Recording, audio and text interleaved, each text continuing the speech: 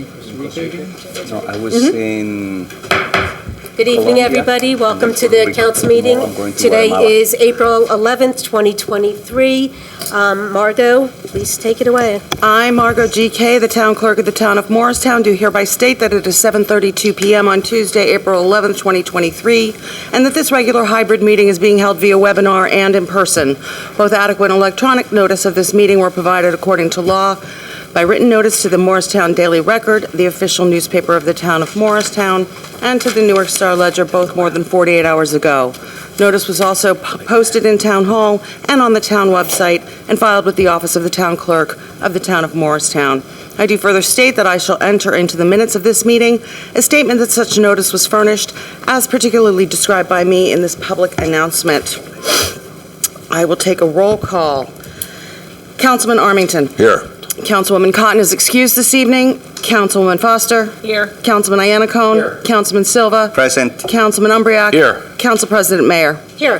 Mr. President, you have a quorum. Thank you. Before we move into a moment of silence, I'd just like to say if everybody would keep the family of Andrew Pasacantitano, who was the architect for MPAC, in their thoughts. He recently passed away. And also, once again, keep everybody in Louisville, Kentucky in their thoughts, because we had another mass shooting just like 2 weeks ago when we announced the one in Nashville. So everybody, let's hope this changes soon. Let's move into a moment of silence, please.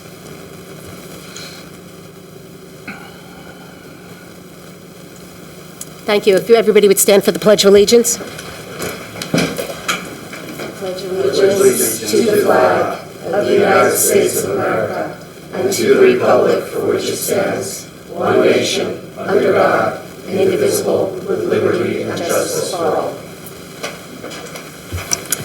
Okay, before we get started, please be aware that public comment during the public hearing portions of this meeting will be held both in person and through the Zoom app.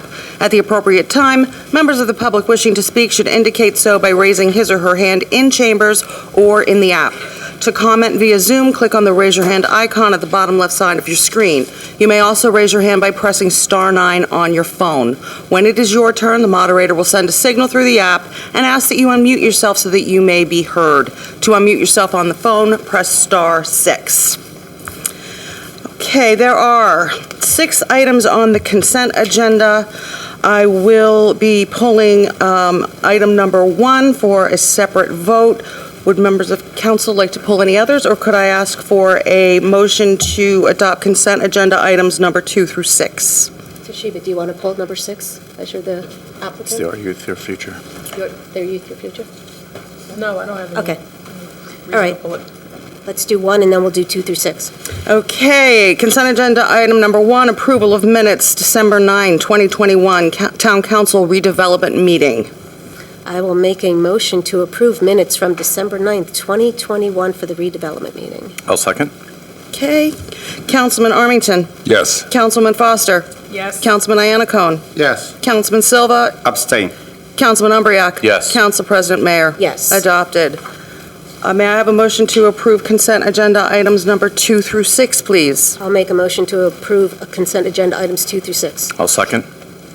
Councilman Armington. Yes. Councilman Foster. Yes. Councilman Iannacone. Yes. Councilman Silva. Yes. Councilman Umbriac. Yes. Council President Mayer. Yes. Okay, at this time, I will open the floor for a public hearing on any matter. Are there any members of the public who wish to speak?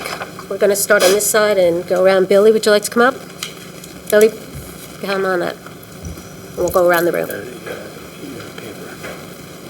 Good evening. My name is Bill Byrne, and I live at 100 Franklin Street.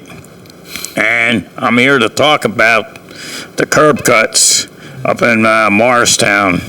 One on South Street. As you're crossing the intersection, there's like this big gap, and it's been there for weeks now. I know in the winter time you couldn't do anything about it because, you know, with it being cold. Billy, South Street and where?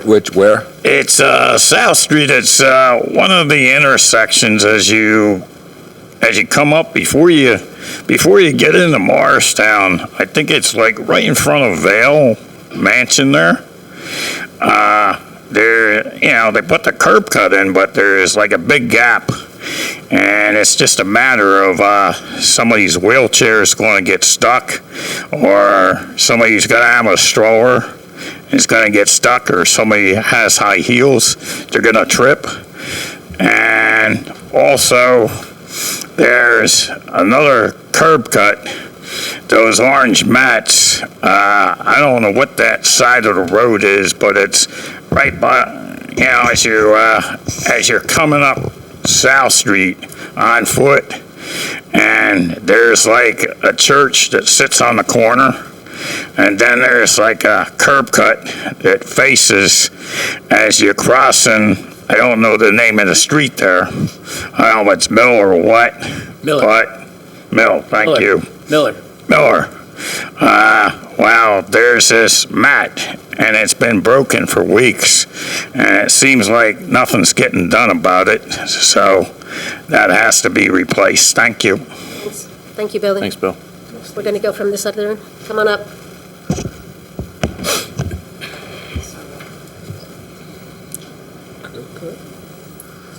John Landa, 128 James Street.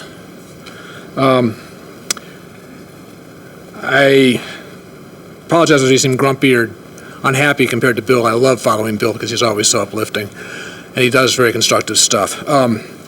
My comment is regarding the pending dismissal of my appeal of the zoning board recommendation of, I think it was January 18th, for the field club. I understand why it needs to be dismissed. I request that now it will be dismissed, that maybe the town council would review the appeal. There's only 4 pages to read. I am not trying to attack the zoning board. Those guys do an excellent job. They work really hard. They're volunteers. They do a very difficult, thankless. Nobody's happy with the results. I was hoping the appeal to the council would be a non-litigious path to review what I think are some errors in this one decision. It turned out it's still another litigious path, just a different one.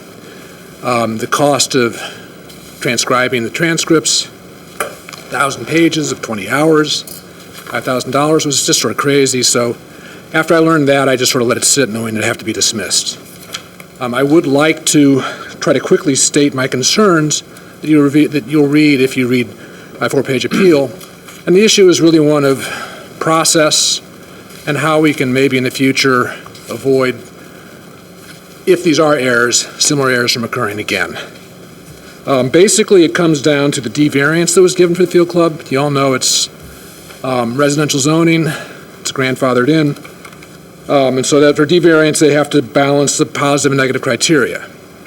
I believe they fail the negative criteria in 2 ways. The first is to quote the requirement. The first element is it must balance the positive and negative against the impact on neighboring properties.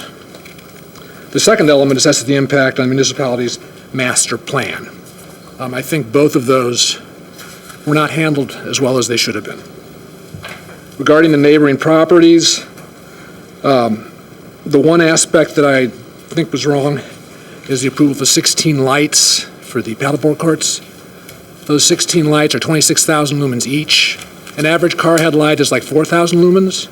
It's just massive additional lighting. The fact there's already massive lighting is not an excuse to do massively more lighting. But that was approved with the belief. The conclusion in the resolution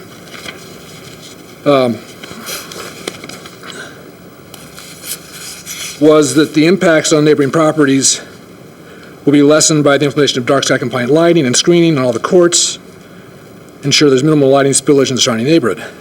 It's simply wrong. The issue is not spillage, it's glare. It's a different thing than spillage. And I've got 4 reasons you can read later why I believe that's the case. It's pretty straightforward. That was just a flaw in reasoning, but it's very unfair to those neighbors. Those lights are really, really, really bright and discomforting. The other one was regarding the master plan. Master Plan Objective 042 is to strengthen connections to the local and regional open spaces and protect and enhance natural habitats. Strategy 6 as part of that is to ensure that development activities respect, strengthen, and preserve valuable natural resources and ecosystems, such as connected wooded and grassland areas and historical riparian ways that offer habitat for flora and fauna. You guys have invested over about $3 million in Foots Pond Wood because of its value for the habitat on this riparian path on Great Brook, which is catty-corner from these paddleboard courts, with these lights. Light pollution has very serious impact on pollinator activities, migrating birds. The brighter the lights, the worse the impact. That was not discussed or considered. They looked at the zoning, they did not look at the master plan compliance. So I think that was just an oversight, and probably how they were prepared. But the wealth of wildlife and flora and fauna in that park is astounding. It extends off downstream, it extends upstream, and we missed it. These lights just shouldn't have been allowed. I'm sorry, that's all I really have to say. But I would request that you read the appeal. If you'd like it, I could submit it as a, what do you call it? They've already been, it's already been distributed to the Great. council, Mr. Landau? And, think about how we could avoid this in the future, please. Thank you. Thank you. Does anybody else? Hi, this is too tall for me, and I have no balance. I couldn't hear anything John said, but I know... Could you please state your name and address when you have the will. microphone? My name is Marcia Graydon, Graydon, 2 Guy Court in Windmill Pond. So, honestly, I couldn't hear what John said, but I know I am a member of Friends of Foots Pond Wood, and the town has been amazing in helping us, hydro rake and do all sorts of wonderful things for the pond. But now we have the problem of the lights across the road at the field club, which will absolutely impact the wildlife at the pond, which I'm sure John spoke to more than I can. And again, I didn't hear him, but that's our concern. So not only do the residents of Erskine and Maxwell have concerns about the lights in their face and the noise and the music that's played on the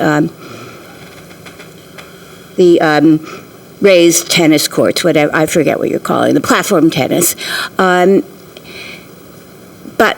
the animals need some consideration too. So I'm not sure of the legalities of it in terms of the ordinance and what it says about protecting economically sensitive areas or wildlife, but I just want to put a word in for the ducks. Thank you. Real quickly, before we move on, I'm just going to ask council not to make any comments about the merits of the case, just about the application, the cost of the transcripts, because if it comes before council, it could be a problem. Is that correct? Absolutely, Council President. And when we come to this resolution, I'm happy to explain the reason why dismissal is appropriate. Okay, and we're going to discuss this when the resolution comes up, so if you can just hang off and wait for us. Thank you. So we have more people that want to speak for public. Gentleman in the front, come on up.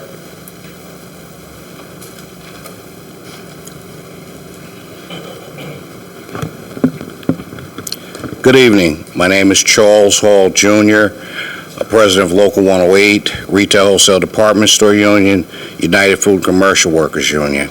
I live at 370 Highland Avenue, Newark, New Jersey, 07104.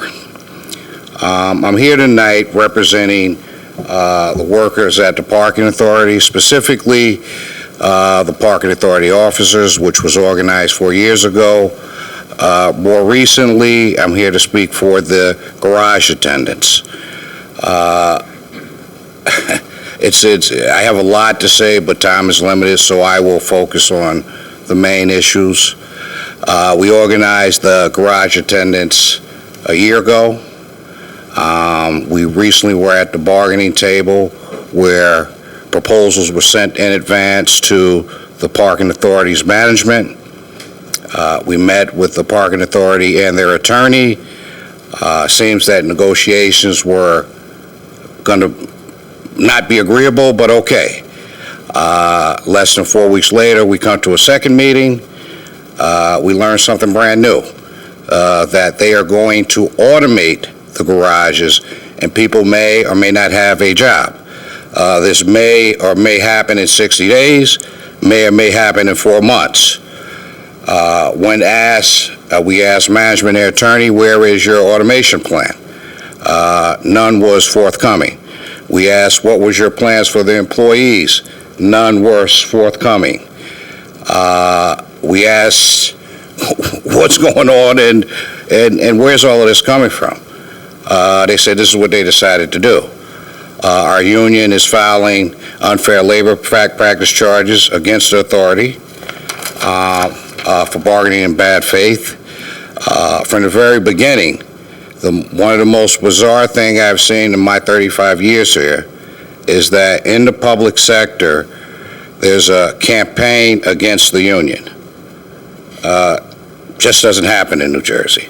Well, it happened here in Morristown, in the Morristown Parking Authority.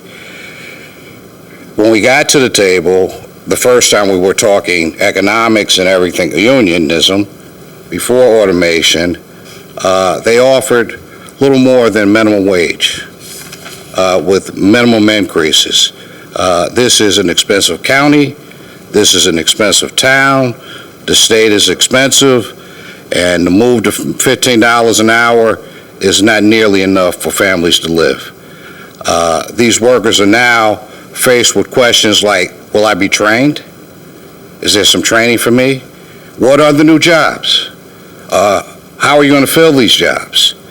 That's no way to treat people.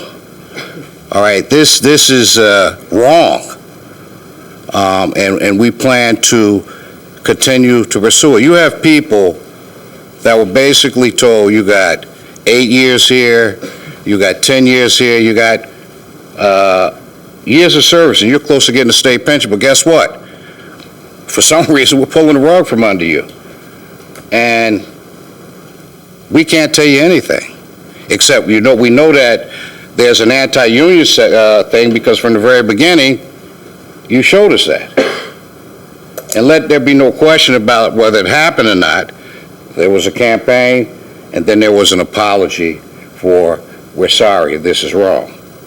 And now, we go to this meeting where people were devastated and concerned about their lives. I'll say again, it's wrong. Automation, I'm not against automation, and probably nobody in this room is, because it's something that we're living in. It's how it's done, and it's how people are treated. If somebody gave they're living in this community and they gave their life to that job, then they're owed something, and they need to be treated better. I won't go on and on. I'll leave my business cards on the table. If anybody wants more of the drama that these workers have gone through, I'll be glad to tell it to you, factually. But they're here, some of them, and a lot more were here earlier today outside. How do you give yourself high increases and tell somebody you should make minimum wage? I guess the old saying is, I got mine, you get yours. It's not right. And that's not the way things should be done, and it's not the way people should be treated. If you want the factual information, I'll give it to you. And thank you for your time, and I'll leave my cards on the table. Thank you. Thank you. Anybody else from the public want to speak?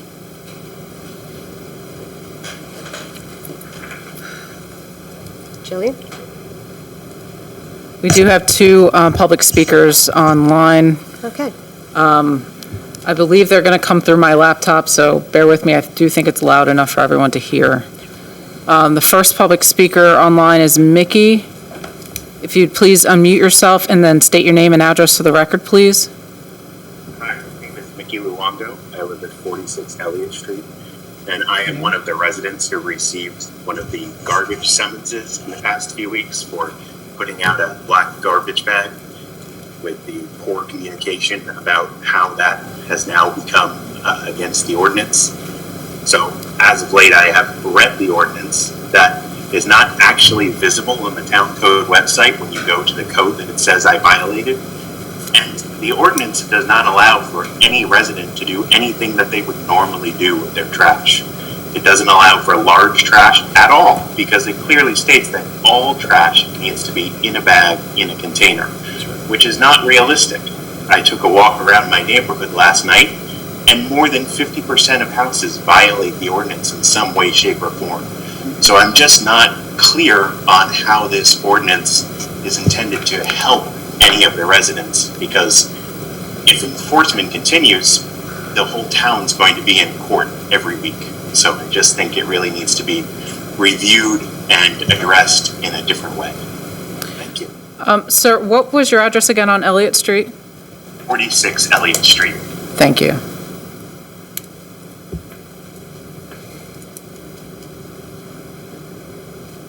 Okay. The next speaker is Keith Servell.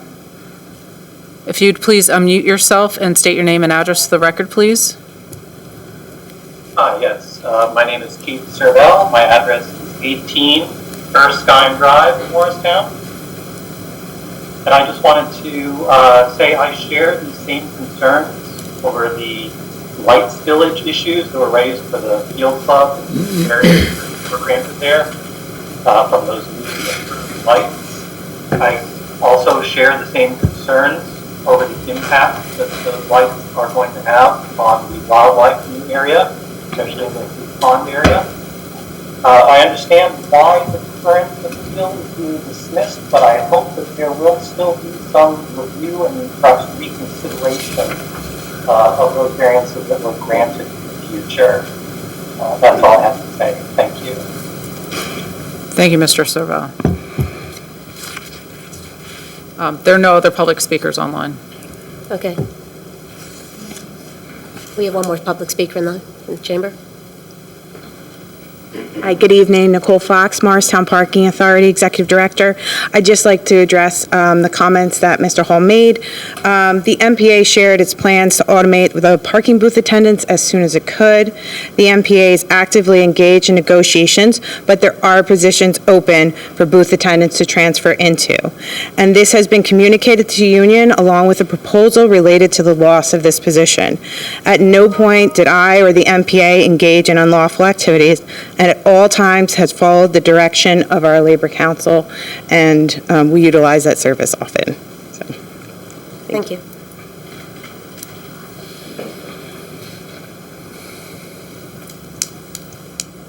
No more public comments? I'm going to close public hearing and move on to council response to public hearing. Like I just said before, for the field club application, we'll discuss it during the resolution when the resolution's introduced. But anybody have any comments about? Just, can we get some direction from the law department about the parking authority in any jurisdiction that we have, et cetera, et cetera? Yeah, thank you, Councilman. Unfortunately, this body has no oversight whatsoever when it comes to the parking authority. They are governed by a separate commission. Those commissioners work with an executive director, and this governing body does not have oversight. That is a separate legal entity, and really, the unfortunate, we hear the concerns of the employees as they come forward tonight, but this body is not in a position to take any action with regard to any of those complaints. Thank you. Moving on to the next topic. The curb cuts on South Street, I'm assuming that we could just get somebody to look out and see what's going on with any missing, maybe pavement that could help the curb cuts. Yeah, I'll have the engineering division look into it and address any issues that are there. Okay, thank you. I could barely hear the garbage discussion, so. I was listening to that when I heard. Okay. Yeah. I'll just speak from my neighbor's experience in our neighborhood. I know there was a real purpose for what we did with reference to bagging our trash and putting it in a can. It was done for health and safety reasons. It was to keep food and rats and vermins to protect. I always found that, those kind of tickets are fairly reasonable. Large trash, second day, large trash hasn't changed. In fact, I'm pretty certain because I actually checked it myself. It still says large trash is the second pickup day. So if we do have large trash, we do put it out on the second day. And I've done it recently, and they take it, and I don't put my large trash in a plastic bag. You know, there's a certain element of common sense here on both sides. I know that there was, some ticketing ahead of time, and we kind of worked with everybody on that. I think you guys took care of that, but is there really an issue here? The issue is with litter.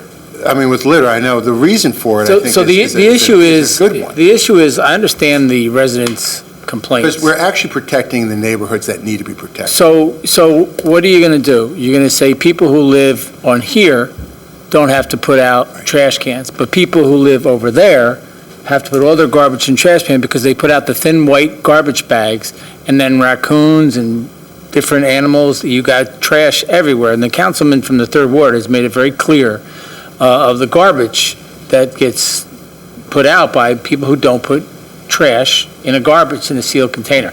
I get it's easier to put it in a plastic bag and just drop it out on the curb. I mean, however, there are towns that you cannot put any bags out. They have cans that machines pick up and nobody gets out of the truck. I mean, our trash pickup is done by Blue Diamond, and they do an outstanding job. But I understand the frustrations on both sides, but the reason why I believe, and I support the council on the ordinance, is a litter problem.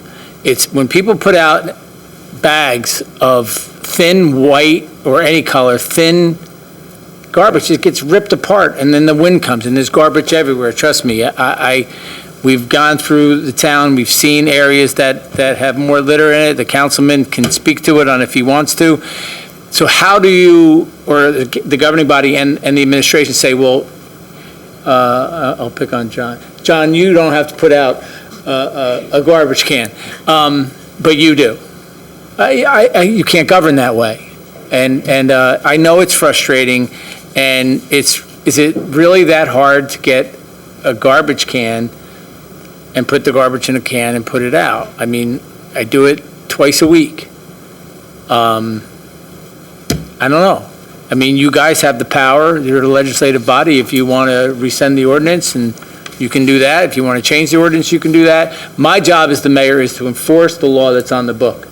And the law on the book says you can't put out, not yet, everybody's getting these.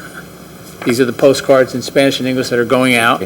And hopefully people will adhere to the ordinance that the governing body passed and put into play. Now, I think the town can give warnings, and there's a period of time, people get used to this, but it's really, my job is to enforce the law that you put on the books. And we weren't happy with the way it was put out because we didn't get a chance to put the postcards out, so why they went and gave tickets out, we have no idea. That was not the goal of the administration, but they did it anyway.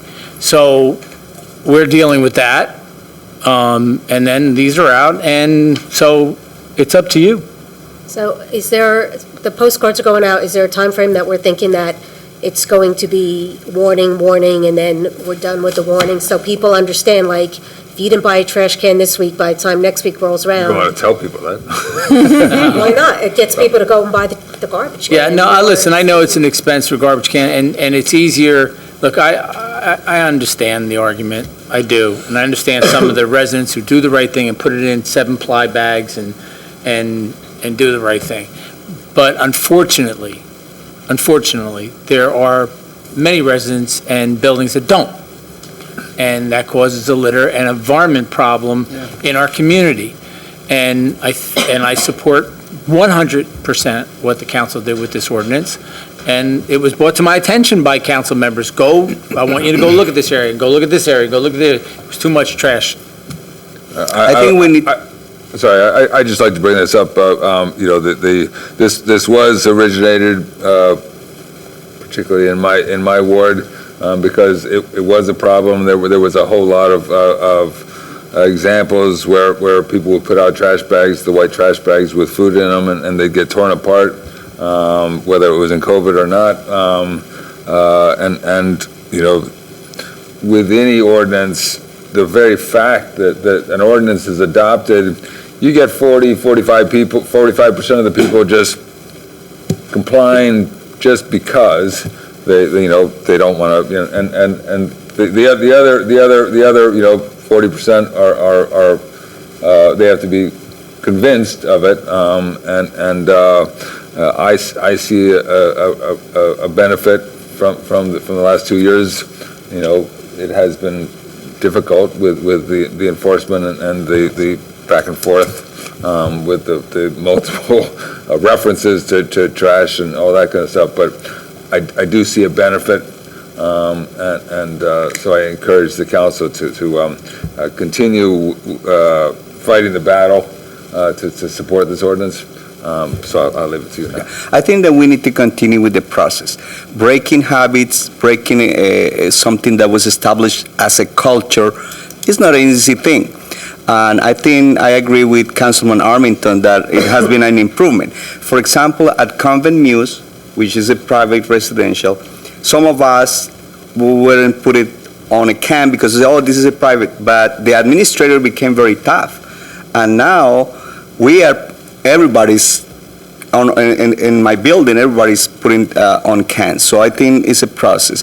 And on that, also the component of education. We need to do a lot of education. Yes, the cars are coming out, they came. So I think we need to continue with the process, and eventually it will be successful. And just one final point, the mayor brought up, Morris Township as an example that, has trash that only picks up, everything's automated, there are no workers, they don't have the Friday, whatever you can fit on your curb can go out, and that's a huge benefit to people, especially in the multifamily areas where there's a lot of turnover and there's mattresses out there, whatever you can fit into a dumpster, that presents challenges, and then you have to get special tickets from the town to spending $10 to get rid of a mattress. I would prefer not to have to go down that route if we don't want to, so. Yeah, I think it's a stay the course and people will get used to it. Yeah. And, once they Next time. understand that that's the way it is, it will, I know it's not just your ward. I know that when I walk down Western Avenue, there's some houses that have tons of white plastic bags out there, and it's just a mess. It's not a healthy environment. Okay, any other comments? No? All right, we're going to move on to report of the mayor, I'm sorry. Okay, do we need to address anything else? Okay, I'll only address one comment on the MPA, on the union representative that came out. I'm assuming he's a business administrator? President. President, okay. That's pretty high up. That, again, the attorney stated very clearly, they have a board that you would go in front of, a commission that is appointed by the council to air your grievances. My hope would be that the executive director is here, the president is here, and that both would work together to get to a common goal where everyone is satisfied. May I respond? No, you can't, sir. you No. can't. You can't. That's, so. Can I just interject? Sure. If you don't get to a common, I hope you'll come back. I will. There you go. Okay, let's start with Thursday. We had the grand opening for Effin' Egg on the 30th. Wish those guys great success. And it was actually very, very good. And that's on 30 Morris Street. It's an interesting concept. Saturday, April 8th, Morristown Recreation hosted its annual Easter egg. Let me give a shout. Okay, let me wait till these guys go.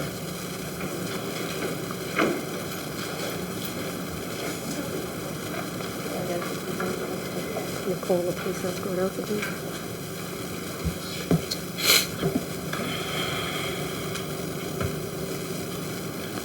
Thank you. Morristown Recreation held the annual Easter egg hunt. It was very well attended. My hat's off to Amanda and her team in recreation, and he's not here. The Procthauser and I think his relative were dressed up, not our Procthauser, one of the Procthausers was dressed up as the bunny rabbit. And it was a great success. The kids had a blast. The weather was perfect. So I want to thank our recreation department for putting on a good event. Thursday, April 20th, mark your calendars and we can get this message out. Morristown seniors are invited to join the Town Hall Senior Center for Q&A with me.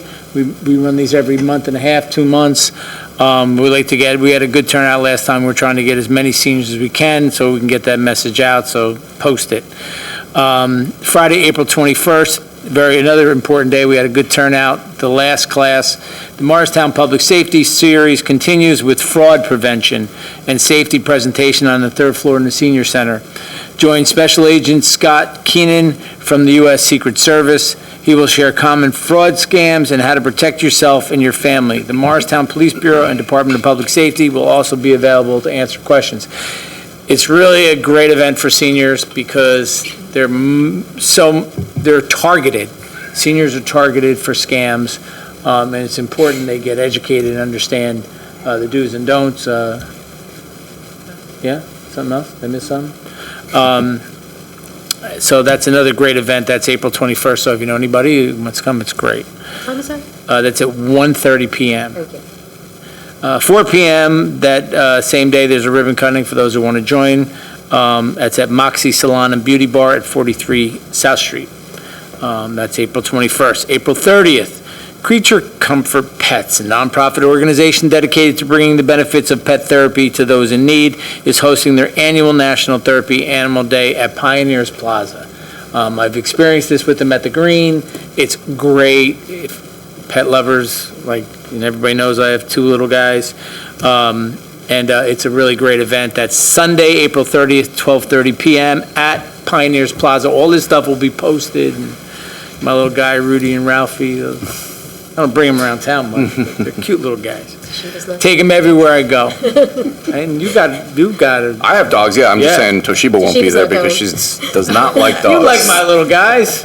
Yeah, I was in your house like, where is he? Yeah. Saturday, May 6th, mark your calendars, the Kiwanis Club of Morristown, Town Hall parking lot, $6 per bag or box is the shred event. Items not to exceed 10 pounds. That's another great event. A lot of people, I think I've seen Councilman Iannacone a few times at the shredding events. So those to the public, it's great. Get your stuff, get it out of the basement. You know how we keep everything. Shred those papers, get rid of them. The same day at 10 a.m., the Arbor Day celebration with the Morristown Shade Tree Commission at Lidgerwood Park. Correct, RJ? All right. That's 10 a.m. Arbor Day celebration with the Morristown Shade Tree Commission at Lidgerwood Park, and that's Saturday, May 6th. Real quickly, just follow up again on this. Postcards that look like this, front and back, were mailed out. So every resident in this town should get one, correct, Jillian? Should get this postcard, and hopefully, if somebody doesn't and they see this, let us know, because then, the U.S. mail sometimes is a little sketchy. I shouldn't say that, but they are. I mean, have you ever mailed something and somebody didn't get it, or you put a check in the mail and they never got paid? You just got a Christmas card returned 2 days ago. There you go. I rest my case. But that's important that, Don't have jurisdiction. it's important that you guys talked about this, because I do agree in the position of the governing body, because we've gone out and we've seen it with our own eyes, as you guys do. I see Nathan daily going around this whole community picking up garbage on his own. And we appreciate that. I see him often. For those who don't know, he does that almost daily. My daughter called me the other day and said, you really should join your council colleague, Nate, because he's out picking up the trash, cleaning up It's good exercise. It's good exercise, and we're an attractive town. A lot of people come here, and a lot of people move through here. and it's important that we make litter an important important piece of what we do. And so you'll be hearing more about that coming up in the near future, which is going to be a litter campaign. This was left off the Burnham Park 75th Anniversary Family Fund. Why did they leave that off? Oh. April 29th, mark your calendars. 10 a.m. to 2 p.m., Burnham Park. Games, watercolor workshop, scavenger hunt, live animal demo. Trail walks and snacks. It's Family Fun Day. Celebrate the 75th anniversary. Yeah, I think I announced it maybe at the last one. But April 29th, that's going to be really good. 10 a.m., 2 p.m. I'll be there.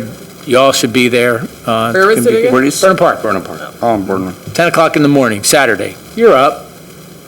Of course. Yeah, she's up. See you there. All right, so Kevin, if you can get that here. Thank you, Jillian, for reminding me. It was not on my list. Why, I don't know. I think we announced it at the last meeting. And that is it, Council President. Thank you for your patience. Is the town cleanup coming soon? I'm going to announce that on May. Okay, so we'll announce May that. 20th. We won't announce that till the next meeting. There's also. I will announce it later. The Burnham Park Association is also doing an event at the library, Susan, on the 19th at 6:30, I believe. A little presentation in the lobby with explaining the 75 years of Burnham Park. Yeah. So if anybody wants to go to that. Yep. Is that all So posted? moving on to council liaison reports. Councilwoman Cotton is not here, and I got a email from the Shade Tree Chair to read the Shade Tree. So going back to my old days of Shade Tree liaison. April 5th, 5:15 p.m., Susan Landau, R.J. Bell, Kristen A. spoke at the Rotary Club's lunch and dinner to explain the Lidgerwood woodland forest work that the Rotary grant provided. April 15th, 12 noon to 3 p.m., Lidgerwood Park, second phase of the woodland garden planting, and the volunteers are needed. It's wonderful what you guys are doing back there. April 19th, 8:45 a.m., Pocahontas Park, 40 tree planting with the New Jersey Tree Foundation and the CHEP Incorporated Group. Volunteers are needed for that. And April 22nd, 9:45 a.m., Elliott Park, Forest Edge planting, seeding, mulching with the One Tree Planted grant. Volunteers are needed. I'll just say that the Shade Tree was posted online. The Shade Tree Commission just got a $3,000 grant from this organization, One Tree Planted, to plant these trees. So they're working diligently. I want to thank the Friends of Foots Pond for their report that they gave us today. Comprehensive, lovely to read, and it's incredible, all the things, walking around there all the time. It's just incredible what's going on. So thank you for all you do. And that's the end of the Shade Tree report. And I do not have a parking report. And who wants to? Partnership meets tomorrow morning. Housing Authority hasn't met since our last meeting. Okay, so we're. So I have Oh, go ahead. They covered the checklist for the upcoming spring cleanup, which is May 20th from 9 to noon. I have participated in the last few years with the church, and it's a great event. So right now they have all the flyers, the paper flyers. They are posting that in businesses and house of worship. If anybody needs posters, you can ask Maureen Denman and she will give them to you. The digital flyers are being emailed to prior participants, and also donations are being collected from local businesses for the scavenger hunt, which is a fun part for kids, and I really encourage all the families to join this very important event, following up on keeping our town clean. And the last thing is that they're working on coffee and refreshments. There has been always donuts here, so I hope we will have them again. That's all. I'm sure there will be. And for the record, when he says his parishioners show up, they show up. They show up. Central Biblical shows up. Yep. They really do, and we appreciate that. Okay, we're going to move on to regular business. Okay, there are no ordinance ordinances for introduction tonight. We do have one ordinance for public hearing and adoption. That's ordinance number O-8-2023, an ordinance repealing ordinance O-40-2020, vacating a 16-foot wide right-of-way along the northerly property line of Block 6003, Lot 14, pursuant to and in accordance with NJSA 40:67-1 at sec. I will make a motion to adopt ordinance O-8-2023. A second? Okay, at this time, I'll open the floor for a public hearing on ordinance O-8-2023 only. Okay, hearing no comments, I'll close the public hearing. Any comments or questions from council? Okay, on the adoption of ordinance O-8-2023, Councilman Armington. Yes. Councilman Foster. Yes. Councilman Iannacone. Yes. Councilman Silva. Yes. Councilman Umbriac. Yes. Council President Mayor. Yes. Ordinance 8-2023 is adopted. There are 8 resolutions on the agenda for adoption this evening. Would members of council like to pull any for separate consideration? Yes, can we pull 52, 55, and 56? And also 57. Okay, with that, I would ask for a motion to adopt resolution numbers 51, 53, 54, and 58-2023. I'll make a motion to adopt 51, 53, 54, and 58. And I'll second. Okay, on that motion, Question about that. Resolution R54, the flooring at Speedwell Firehouse. Jillian, wasn't part of the floor replaced in 2015 or something like that? Are you aware of that, or in the last 10 years? Maybe it was, maybe not. They clearly needed it, so. I will say, I don't know the answer to that, but the floor absolutely needs to be replaced. There's large gaps and there's breakage, and the floor is actually, you know what? This floor definitely wasn't because there's asbestos in the tiles. Okay. So they need to be Okay. replaced. This Oh, this is upstairs? Yes, upstairs. Okay, I think the first floor was The replaced. stairs were done, but the Okay. third floor Got it. space was not. It's all up top. That's the answer to my question. Thank you. Out of order, okay. okay. Moving on. One moment, please. Okay, on the adoption of that motion, Councilman Armington. Yes. Councilman Foster. Yes. Councilman Iannacone. Yes. Councilman Silva. Yes. Councilman Umbriac. Yes. Council President Mayor. Yes. Those resolutions are adopted. Let's see, resolution number R-52-2023, resolution authorizing the town of Morristown to execute a shared services agreement with the townships of East Hanover, Hanover, and Parsippany Troy Hills, the boroughs of Florham Park and Morris Plains, in order to implement a multi-phase project to stabilize the stream banks of the Whippany River and its tributaries and remove obstructions and debris to prevent flooding. I will make a motion to introduce adopt R-52-2023, excuse me. I'll second. Councilman. I think you should just call some attention to this. I think this is great. There was an article in the Morristown Green, and I think you should, because it's funded, it's going to clean up this river from Mendham probably all the way through to Parsippany to their sewer plant. which is Well, great. yeah, I'll talk about it. So today, we accepted a check for $300,000 to start the study by the Army Corps of Engineers for flood mitigation. I believe Hanover Township and the Strike Force for the Whippany River received a $1.2 million grant for debris removal. So they are absolutely, our Congresswoman is absolutely getting funding for the Whippany River. Accolades were laid upon her today. Ms. Barrick and myself were at the event. I got to say a few words on her behalf. She really, I think the NJDEP guy said it the best when he took me to the side and said, well, you know, it takes, those who all know, even local government, it takes time to get things done. This funding started in 2021, and she's presented a check today. That's fast. Really fast. And that's what the DEP guy said. You know, I was like, yeah, it'll take a few years. He goes, no, that's fast. I've got stuff that's been in the pipeline for 10 years.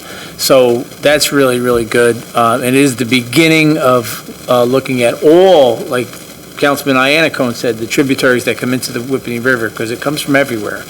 And it's important to the study be done by the Army Corps of Engineers. The colonel was there. It was a great event this morning, and again, we're very grateful for Congresswoman Mikey Sherrill for her hard work in getting funding so quickly to start this study. And that's $300,000 for the study, so it's going to be good. We're really excited. Thank you. Thanks. Okay. On the adoption of Resolution 52-2023, Councilman Armington. Yes. Councilwoman Foster. Yes. Councilman Iannacone. Yes. Councilman Silva. Yes. Councilman Umbreak. Yes. Council President Mayor. Yes. Resolution is adopted. Resolution R-55-2023, resolution of the Town of Morristown supporting the installation of a new rectangular rapid flashing beacon at the intersection of Route 124 and Hamilton Road. May I have a motion to Oh, I'm adopt? sorry, I'll make a motion to adopt R-55-2023. I'll second. Councilman. A shout out to Bill. Bill, wake up. Shout out to you. You actually mentioned this months ago. This is Hamilton Road outside Rite Aid, and that is a very, very bad crossing. We've had numerous complaints. We've had a few accidents there. I think it's great. Jillian and the mayor, thank you. I think this is something that's long overdue. But Bill, you had mentioned this, in your walks to the group in the past. But this is great. Jillian, if you could, because this is not a hawk. Correct. Okay. Correct. This is not a hawk. This is not like the intersection of Flagler. Right. Or in front of the new Deloitte building. This is a simple rapid flashing beacon. The pedestrian pushes the button and the yellow flashes. And it's a visual indicator for drivers that someone is entering the crosswalk. There's no, signalization. It's not a formal signalization. Otherwise, it's just a flashing beacon. I do want to point out that traditional flashing beacons are on either side of the road with yellow signs. This one, because the road is 4 lanes, the state recommends an overhead beacon, so it will be on like a masthead arm.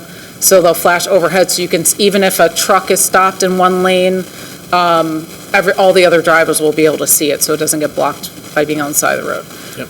Yep. But this was recommended by the state. There was a resident, in a adjacent apartment building that has been advocating for it, and we think it's a great idea. And we all are familiar with that crosswalk. It's right in front of Town Hall. Yeah. Good I job. think it will be much needed. Thank you. Yeah. bring a lot of safety to that area. Yeah, we actually worked with the state and got something done. Well, this is the initial phase of the process. Getting Yeah. it built will be, So this is going to happen in... The question I have is the officer who's at King's going to lose his job, because of that? Absolutely not. No, So no. Okay, that's actually not even for pedestrians, that's for the cars. I know, yeah. So there's no need to worry about that. Okay, on the adoption of Resolution R-55-2023, Councilman Armington. Yes. Councilwoman Foster. Yes. Councilman Iannacone. Yes. Councilman Silva. Yes. Councilman Umbreak. Yes. Council President Mayor. Yes. Resolution is adopted. Resolution R-56-2023, resolution awarding a contract to Community Grants Planning and Housing LLC to be the Affordable Housing Services Administrative Agent for the Town of Morristown, County of Morris, State of New Jersey. I'll make a motion to adopt R-56-2023. I will second. Thank you. This is an important part of our affordable housing plan here in the town, and I read the contract, and I was very impressed with the scope of services that we're contracting for. So I think this is another area where you should talk a little bit about it, because I think the public should be aware of what's involved here and what we do to protect affordable housing in the town. Sure.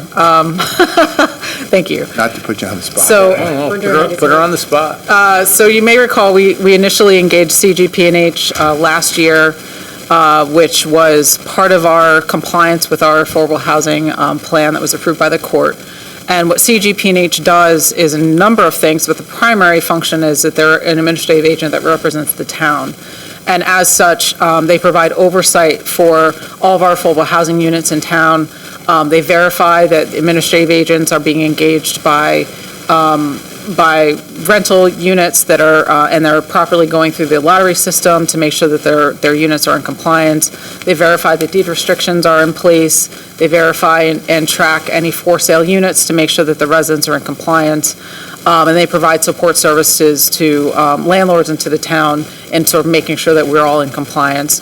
And also, they also provide annual reports that are produced relative to how we use our affordable housing trust funds. And that's also a requirement by the state, so they provide us with that support. And then this year, they're working with us to develop affordability assistance programs, which we'll be unveiling in the next couple of months. It will include rehab assistance, affordability assistance, down payment assistance, rental assistance, various other things specific to affordable housing to support not just the new residents and new units being built, but also existing residents that are in town and our existing housing stock. So we've been pleased with their work so far, and we're looking forward to the next phase of our work. And I just also want to emphasize all this is being paid for out of the Affordable Housing Trust Fund, not out of our general operating budget. Thank you. Thank you. Yeah, absolutely. This is a big thing. And, you know, I'm not taking up any more airtime, but is the reason why she's the business administrator for the town of Morristown. I can tell you, you all can say whatever you want. Best business administrator in the state of New Jersey. The adoption of Resolution R-56-2023. Councilman Armington. Yes. Councilwoman Foster. Yes. Councilman Iannacone. Yes. Councilman Silva. Yes. Councilman Umbreak. Yes. Council President Mayor. Yes. Resolution is adopted. Resolution R-57-2023. Resolution authorizing the dismissal of the appeal in connection with the Board of Adjustments application number 2497 for 168 James Street, the Morristown Field Club, due to a defective application. I'll make a motion to adopt R 57-2023. I'll second. Council President?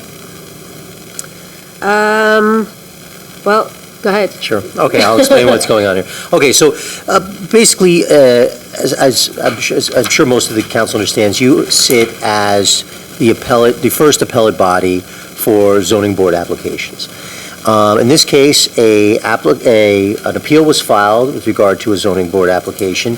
It was filed properly. However, within 35 days, the appellate must file the transcripts for consideration by this council. So you don't really have a record before you until you have those transcripts. It's not a requirement of Morristown, it's a requirement of state law. It's a municipal land use law. In this case, the 35 days elapsed. We waited almost another month to see if those transcripts were provided by the appellant. They were not. So at this point, under the statute, it is appropriate for dismissal because there is no record before this body to make a decision. So we never reached the merits of the matter. This is purely an administrative dismissal because we don't have a record for this council to review. And that's really what this is all about. As referenced by the appellant tonight, doesn't intend to get these transcripts. They are expensive, I understand that, but that is a requirement. And that comes from state law, not from Morristown. Who controls what's charged? I'm sorry? Who controls the amount that's charged for the transcripts? The company, the transcription company. So they set the rates. So the town does not currently have the services to provide transcripts, and so they, as I understand it, they advise the appeal group, go get the transcripts and within 35 days, and we'll process the application. And this is across the state. This is not in anything special. It is always a requirement of the appellant to obtain the transcript and pay for that fee. That's not a cost that's borne by the municipality. A different way. So you said the transcript company controls the cost of the transcripts. Correct. Do we put it out to bid? Are we seeking for transcription services? Because there's a lot of modern technology now where the cost of transcription services have gone down tremendously, at least in my businesses and some other businesses. We have no role whatsoever in providing the transcription company. We do not. I see. So because the transcription company is actually hired by who the court reporter is that the attorney's Yes, that's hired? correct. That's correct. They would have to obtain that transcript, yes. So who's ever appearing before the board, they want to preserve a record, they have the option of hiring a transcription company. Correct. That's correct. And that company that usually the applicant hired is determining the price of the transcript. Correct, but that rate doesn't change. That's because you're an appellant now. That's a rate that's set by a private company. They have a Yes. right to charge. It's, Supply and demand. yeah, exactly. That's it. Supply and demand. Well, not really. Yeah. In But all fairness, listen to how it works. You can go to anyone. It's, I'm not, the law is the law, that's your point. But, you also want to take away as many barriers for legitimate appeals to be processed. And when you're talking about, we've seen this happen several times in town, where the neighbors or the neighborhood want to speak up, and in general, we've been very good. I think we've listened, we've supported them, we've given them guidance. Here, it's a monetary barrier that's been created. And the origin of the cost of that barrier, one could interpret it to be, basically at the applicant level who hires the transcriptionist who sets the price for that transcript. As opposed to, and maybe this is something we need to look at, that's the reason why I'm bringing it up. As opposed to, we're going to put out transcription services, anybody that appears before anybody in the town of Morristown, you will use the transcription service that we went out and got multiple bids for, so you can assure that the lowest price possible is being provided for that transcript. So we can direct people to use, that's our transcription company.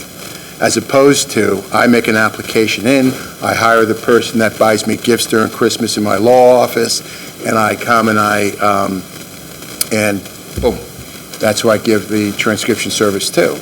So I think we should look at the possibility, how do we lower the cost of people having the ability to effectively appeal? By maybe helping them by us maybe retaining a designated transcription service that we put out for public bid, so we assure ourselves that it's not, the company that the law firm uses on a regular basis, that the prices are reasonable, in fact, not just reasonable, but the lowest price possible, so people do have the opportunity to appeal. And it's just a thought. I think it's something we should entertain going forward. Transcription service, not the applicant. It would be the appellant that would. That's correct, yeah. No, the appellant has the right to use any transcription service that they want to. No, but you have to have the transcription service there during the public hearings. No, that's not true. They can get the they can tapes. get the No, they tapes. absolutely, no, I'm sorry. They can absolutely get the tapes and take it to a transcription service. That's why it's supply and demand, If it's $5,000 for one cream, I could do it for $2,500.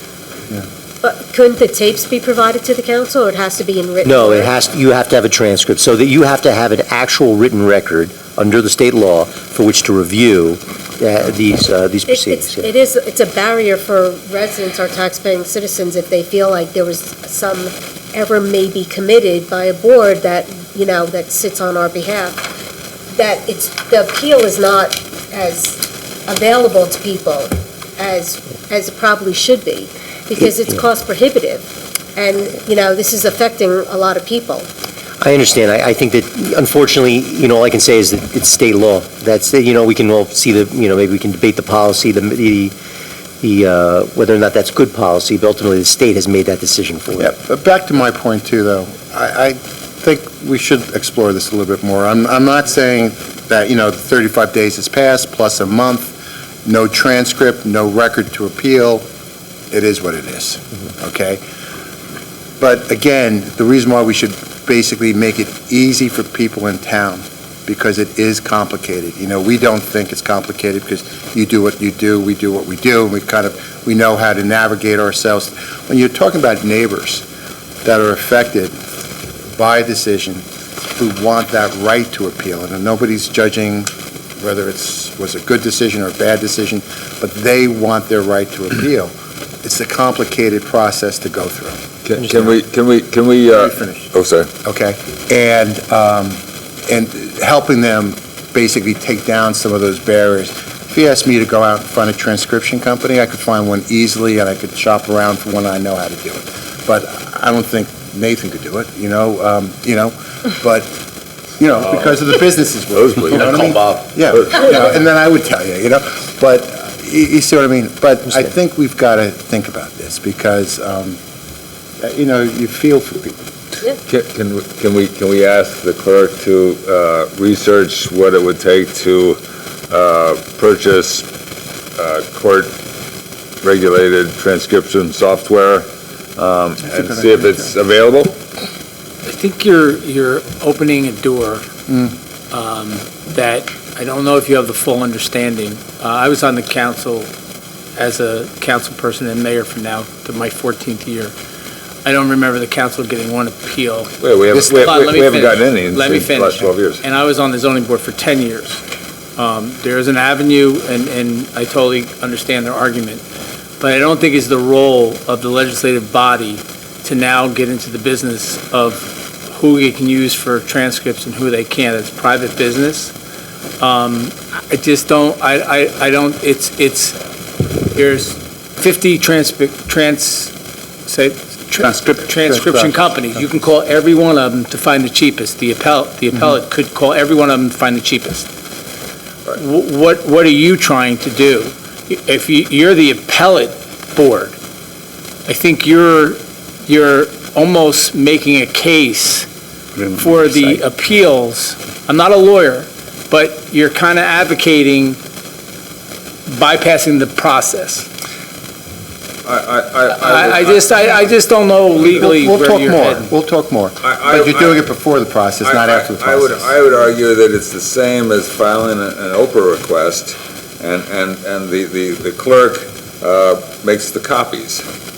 And she's essentially making copies. Do you know how much it costs for us to constantly? I understand it's a total headache.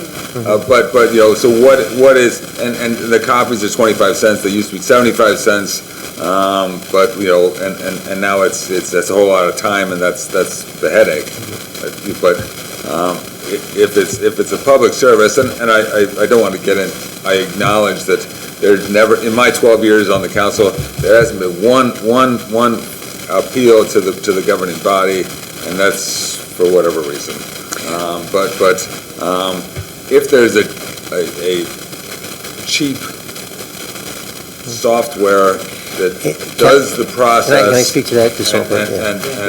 And the clerk can advise us on if it's a public service that could be provided at cost or at a small increase, that would be helpful for the council to be educated before any decision is made absent the approval of the resolution. My only concern with that is that could open up more litigation because the statute specifically states that the appellant must provide the transcript to this body. So I would caution against providing transcripts to potential appellants because the law puts that burden on the appellant. For whatever reason, the state has decided in plain language to say the appellant must provide it.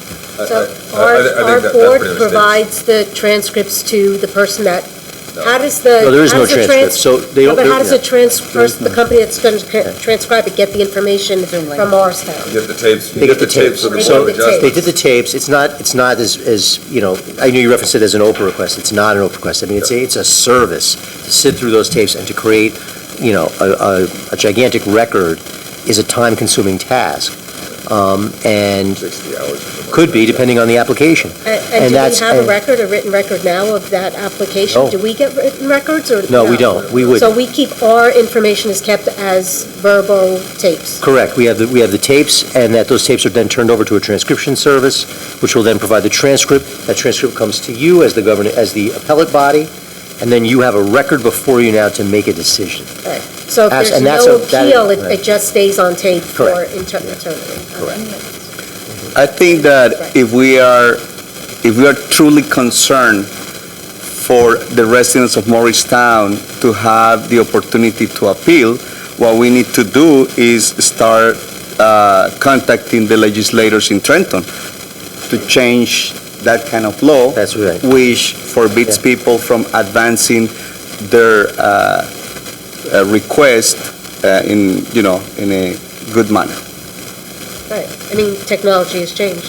We don't get the whole agenda, but on email, it's not printed out, so somebody, I mean, I get it, they still have to transcribe it, but it's just unfortunate that our citizens are put onto it. A financial burden is put on them if they feel that they want to appeal something that they might not be able to take on.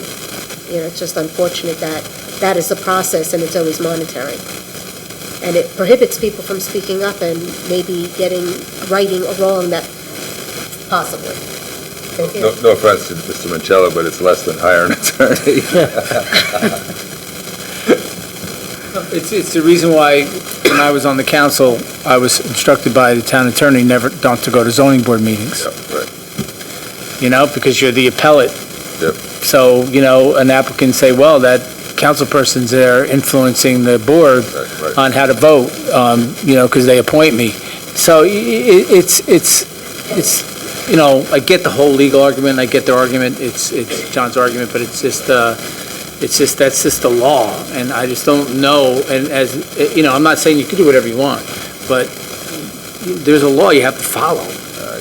And I know it's expensive to do transcripts, we know the cost of Oprah requests and what it costs the community every time we get, thousands of Oprah requests we have to print out, we have all that stuff we constantly deal, and transcripts. It's the time, it's the cost. I think for the purposes of this meeting, the council can continue to consider the process. The resolution is clearly, the 35 days is over. And so I would make a recommendation to the council president to call the question. Did we have a first and a second? Yes. Sandy and I. Sorry, I'm so interested in the conversation. On the adoption of Resolution 58-2023, Councilman Armington. Yes. Councilman Foster. Yes. Councilman Iannacone. Yes. Councilman Silva. Yes. Councilman Umbriak. Yes. Council President Mayor. No. Resolution is adopted. Moving on to unfinished old business, that was removed, right, I know. We have no other new business?